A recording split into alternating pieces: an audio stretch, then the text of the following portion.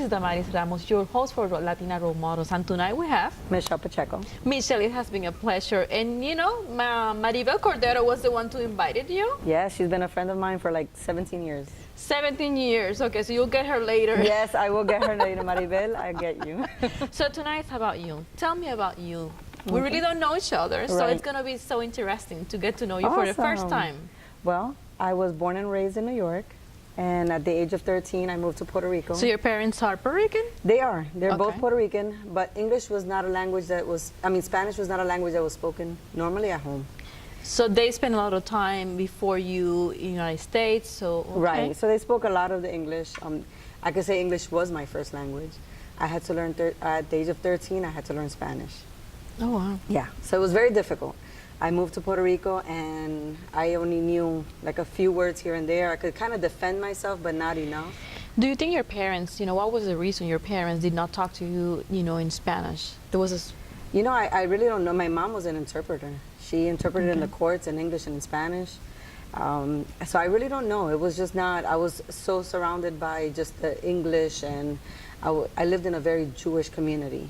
So there was not as many Hispanics where I come from in New York. Do you think maybe she might have done that trying to avoid some discrimination? Probably, but when I moved to Puerto Rico at the age of 13, I actually got discriminated against from your own people because you don't know the Spanish as much as everybody else. Sometimes you don't realize how you can get discriminated in your own culture. That's pretty scary. So it was a challenge, the language. How do you overcome that? Well, it was such a challenge. I actually. So it was a middle school. It was about end of 7th grade, going into 8th grade. I became really good at math because math is numbers. So I focused on the numbers, but the language was extremely difficult to learn. I struggled a lot through high school. I struggled a lot through middle school with learning the language to then be able to, to actually do my work and be successful at it. In such a time that was so important, the development. Absolutely. As a teenager, exploring, learning new things. Right, you're trying to get to know yourself, and now you have to get to learn another language. Like I said, I knew a few words here and there to defend myself enough, but to be in school, it was very difficult. Are you a parent now? I am. Do you talk to them in both languages, or? Sort of, kind of. I put you on the spot on that one. I told my husband the same thing. No, they understand the language, but they don't speak it as fluent. No. Okay, so let's get back again to Puerto Rico. So 18 years, you finished high school. What happened after that? Well, I being in high school, actually, being discriminated a lot. They use the word the gringos. You're the gringos. And so you were not considered Hispanic? No. And I went through a very difficult time. I felt, in a sense, you feel kind of discriminated against, bullied against, very separated. It's like an outcast. And I struggled a lot, but I kept going. I got married very young at the age of 18. I have 4 amazing children. And going into my marriage, we had our marriage was nothing but normal. We literally had a baby, got married, and fell in love 10 years later. We just celebrated our 25th year anniversary, but it's been nothing but, I would say, for the first 10 years, lots of struggles. Mainly for the, because we're talking about language, does it have anything to do with the language? Well, we're both actually born and raised in Puerto Rico. Born and raised in New York. We actually had almost the same thing. He moved to Puerto Rico at the age of 13.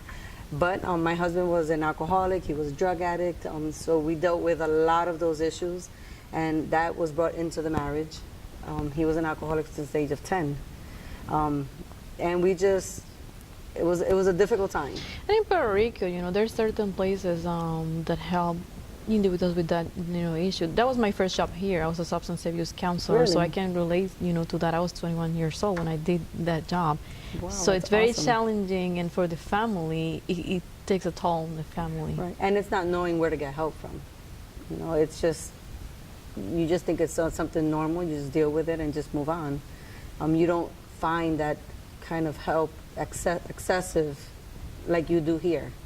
It's something that it's like a little taboo. You don't deal with that as much. And when it comes to alcoholism, sometimes it's so acceptable. Exactly.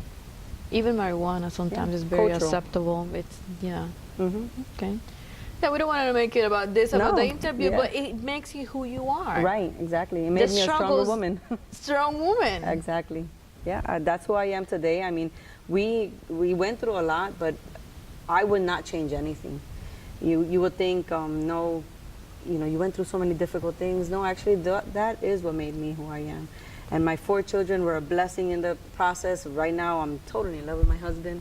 But we went through it all, and What do you think helped you to go through that and, still make it to 25 years? I gotta be honest, I couldn't have done that without giving my life to Christ. We just, we dedicated our life, and we started being involved in the church. We work together. Right now, we work together. So having that family unity, we couldn't have done it without that. What is it that you're doing together as a job? Well, it's we're directors of a school. We both work together. He is the pastor of the school. He works more with the behavior. I don't work good with behavior. I work with everything that has to do with the academics. And we started the school from the ground up. Our pastor came to us with 7 classrooms, empty classrooms, and said, "Can you build something here?" So we literally started with nothing. And Where is the school located? it's at 7051 Pershing Avenue. Pershing Yeah, Avenue. and we started with 55 students, and right now we're close to 350 students in 7 years, which is a huge blessing. What is the church?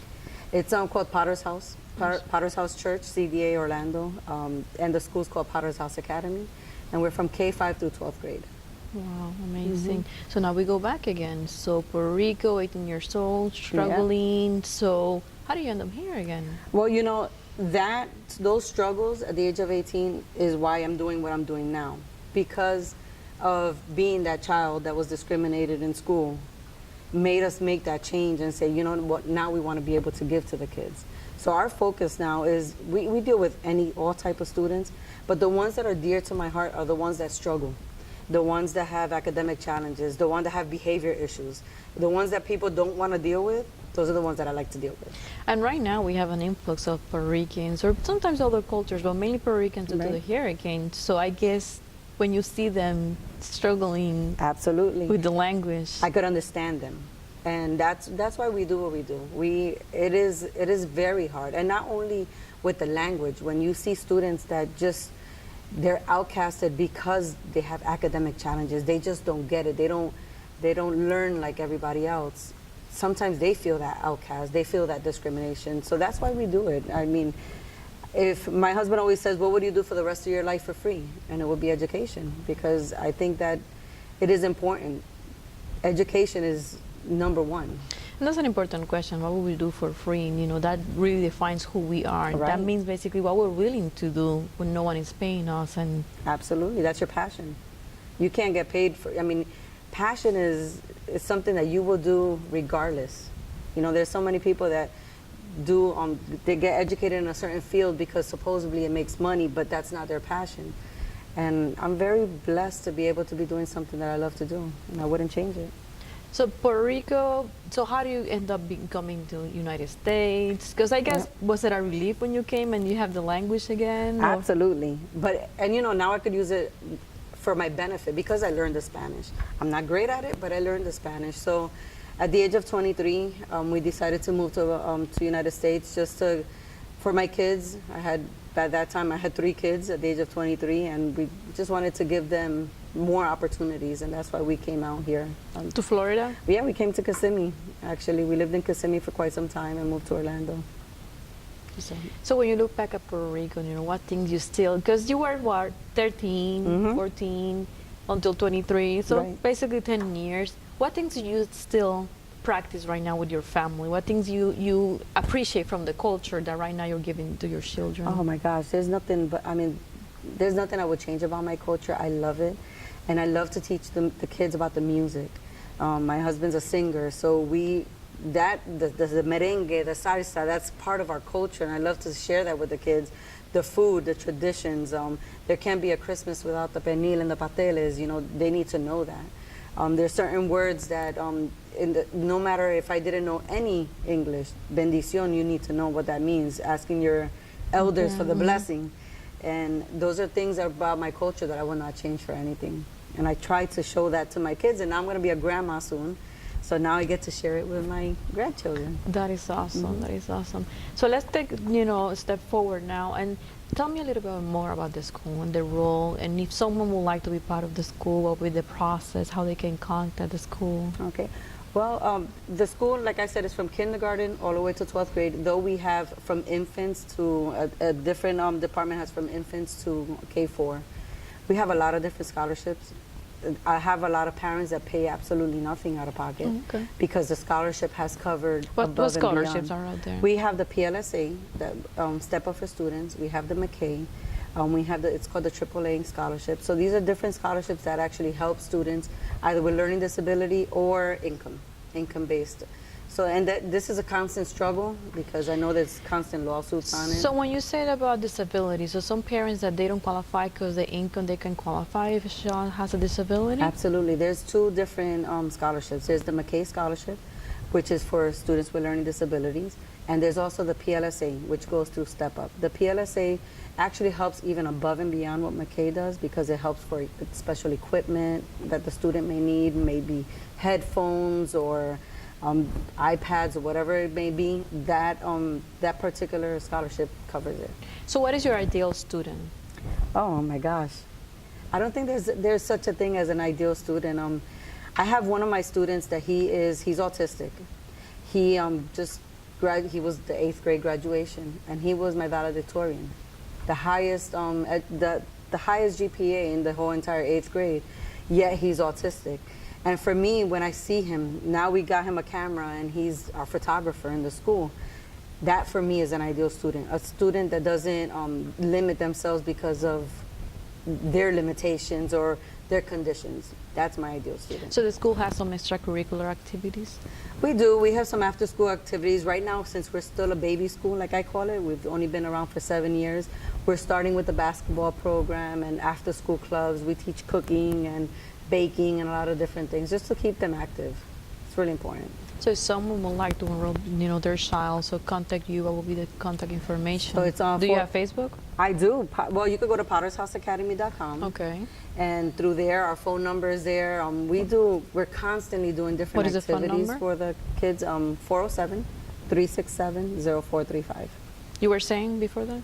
Well, we do a lot of different things. Like we just did our Christmas drama, and there's none of the students are excluded. Every single kid is either doing whatever they're doing, singing, dancing. So we're constantly doing the Hispanic Heritage Celebration. That's something that we do every single year, and it's teaching all of our students. And we have students of all different cultures.